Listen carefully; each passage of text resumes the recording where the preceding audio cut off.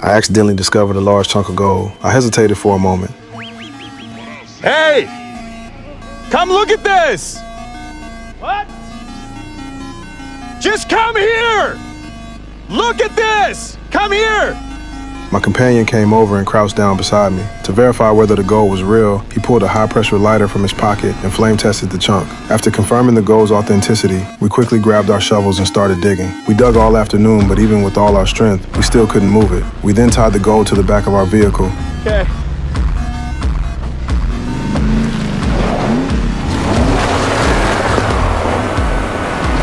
The steel cable snapped, and the gold still wouldn't budge. However, we didn't have time to get excited because wolf howls were already echoing across the desert. This was our greatest danger. We could only hurriedly gather branches and light a fire to threaten the wild beast. At that moment, we were still working together, but when night came, neither of us could sleep. My companion believed that with such a massive piece of gold in our current resources, there was definitely no way to take it with us. So he suggested that one of us should go back first to rent an excavator while the other stayed behind to guard it. Then, we could bring the gold back together and get rich. Faced with the only solution, I agreed on the surface, but I didn't completely trust him either. So to keep an eye on the gold mine and put my mind at ease, I volunteered to stay behind and guard it. Early the next morning, we began dividing up the supplies. He gave me most of the food and a small amount of water. He also gave me a small knife and a satellite phone. His reason for doing this was also because he was afraid I might find someone else to partner with.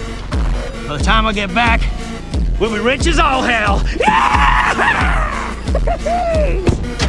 After my companion left, I immediately covered up the gold mine. I wasn't breaking my promise. I was just afraid someone else might discover it. I built a simple shelter a few dozen meters away from the gold, but because of the extreme temperature difference between day and night, during the day I had to hide from the scorching sun, and at night I had to find ways to stay warm and fend off wild animals. To survive until my companion returned, I could only endure the blazing sun during the day to gather dry wood for the night. Then I calculated the consumption of water and food, and groggily made it through my first night of guard duty. My companion said the round trip would take 5 days. I had to ration the remaining supplies carefully, afraid that staying in this place, under the blazing sun all day, would consume too much water. I could only take the firewood I'd gathered and look for a better shelter. Luckily, I found some aircraft wreckage. I put down my pack and decided to set up camp here. I'd just solved the problem of staying alive, but my mind kept worrying about my gold. Feeling uneasy, I kicked down a pile of aircraft debris and desperately dragged the pieces back to the gold mine. After finishing all this, the sun had given me a rash.